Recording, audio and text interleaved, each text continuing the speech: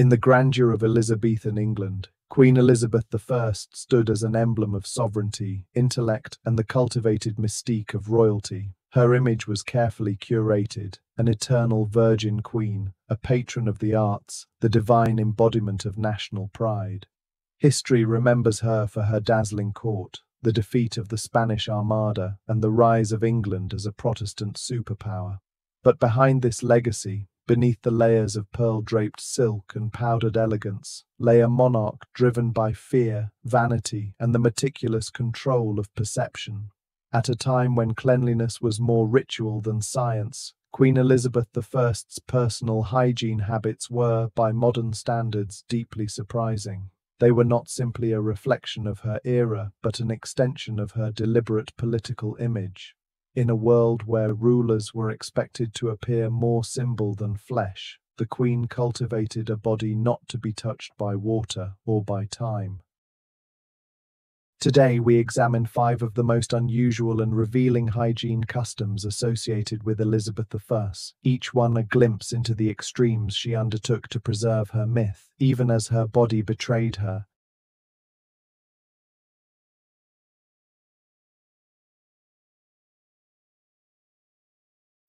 Queen Elizabeth I's dazzling court was filled with wit, poetry, and splendor, but her obsession with sugar was perhaps its most bitter irony. In an age when refined sugar was a rare and extravagant import, locked away in chests and counted like jewels, Elizabeth indulged in it with royal abandon. She adored candied violets, sugar-drenched marzipan, preserved fruits, and other elaborate confections served at her court. To possess sugar was to possess power, and she consumed it as if consuming England's rising wealth itself.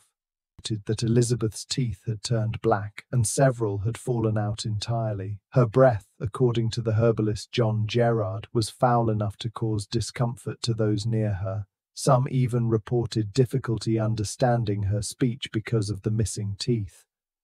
Despite this, she adamantly refused the painful extractions urged by her physicians. In one case, a courtier underwent a tooth-pulling in front of her, simply to prove that the operation was survivable. Even more curious was the ripple effect of her decaying smile by her physicians.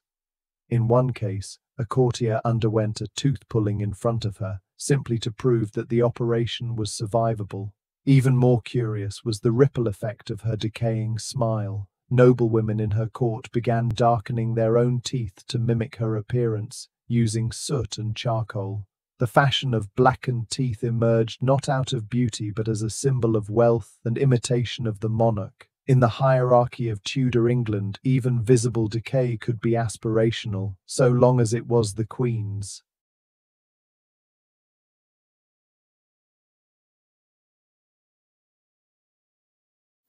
Among the many phrases attributed to Queen Elizabeth I, one of the most enduring is, "I bathe once a month, whether I need it or not." While its authenticity is still debated, it captures the spirit of an era that viewed water not as a cleanser but as a threat.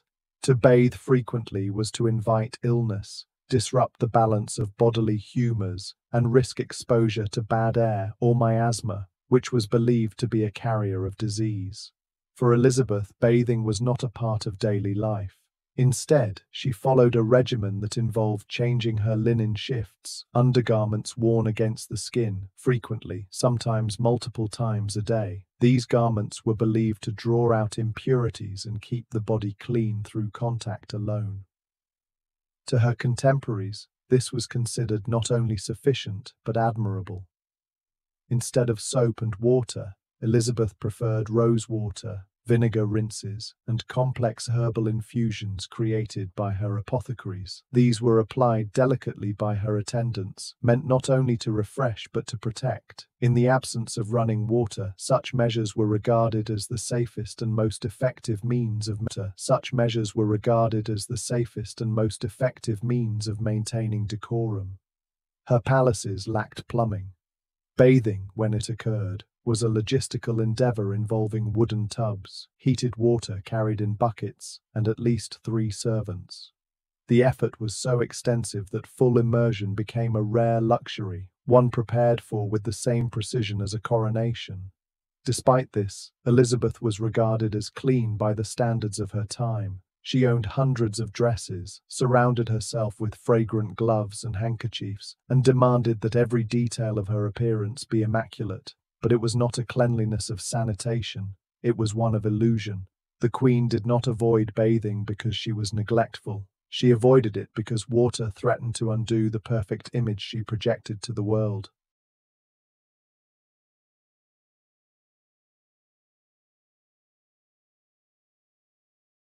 Elizabeth's face is one of the most recognizable in the annals of history. Pale, smooth, nearly spectral, it was more than just makeup, it was policy. In an era that revered white skin as a sign of nobility and divine favor, the Queen embraced cosmetics as a shield against scrutiny and as a symbol of authority. Her makeup of choice was Venetian ceruse, a compound of white lead and vinegar. This toxic mixture created the illusion of flawless skin while silently destroying it. Over time, it corroded the Queen's face, leaving scars, lesions, and a deepening reliance on thicker and thicker applications. Compounding the damage was her lip color, often made of cinnabar or vermilion containing mercury. This too seeped into her bloodstream, weakening her health, exacerbating mood swings, and causing neurological symptoms consistent with mercury poisoning. Yet she persisted. Why? Because her skin was not merely her own, it was the realm's. Elizabeth used her appearance to hold court, to intimidate rivals, and to deny time itself. She refused to be painted in natural light. Portrait artists were required to use stylized templates, reusing idealized features from earlier paintings. In her final years, her face was nearly a mask, reportedly so fragile that touching it risked it crumbling. Historians debate whether she understood the danger of her cosmetics. But one thing is certain, she believed her image had to remain intact even if her body failed beneath it. She did not bathe her face often. To do so would have washed away the mask, along with the myth of Gloriana, the Virgin Queen.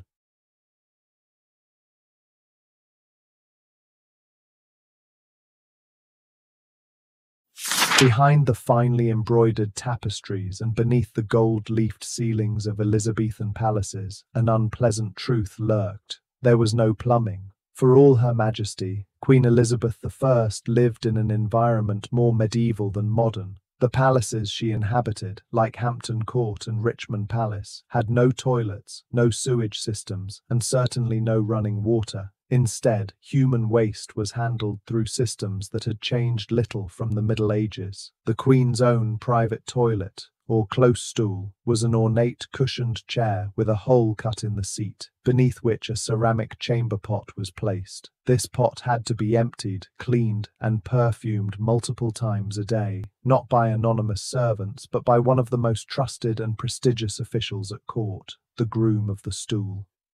Despite its name, the groom of the stool was not a lowly attendant, but rather a nobleman of high standing.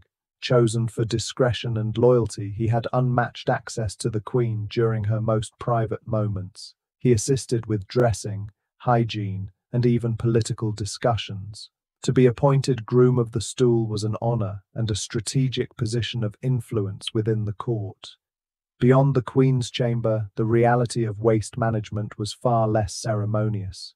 The entire palace operated on a system of chamber pots and cesspits. Servants, often called gong farmers or night soil men, were tasked with removing the waste under cover of darkness, carrying heavy pails through narrow corridors, down staircases, and across courtyards to be dumped in designated trenches or pits.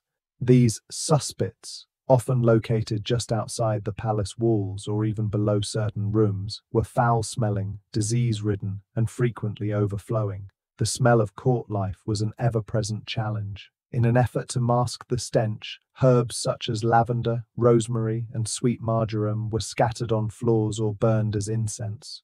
Rushes were spread over the floorboards and perfumed with oils. But these rushes were not changed regularly. Beneath them accumulated layers of dirt, hair, food scraps, and unspoken filth. Even the Queen's movements were strategic to avoid unpleasant odors. She travelled frequently between royal residences, not only for political purposes but also to escape the inevitable build-up of waste. Without plumbing, no amount of elegance could keep a palace fresh for long. The longer the court stayed in one location, the worse the smell and the health conditions became. For all its opulence, Elizabeth's court was a world of paradoxes, where perfumes masked decay, where velvet-lined seats hid chamber pots, and where the most powerful woman in the realm lived side by side with the unshakable odor of humanity.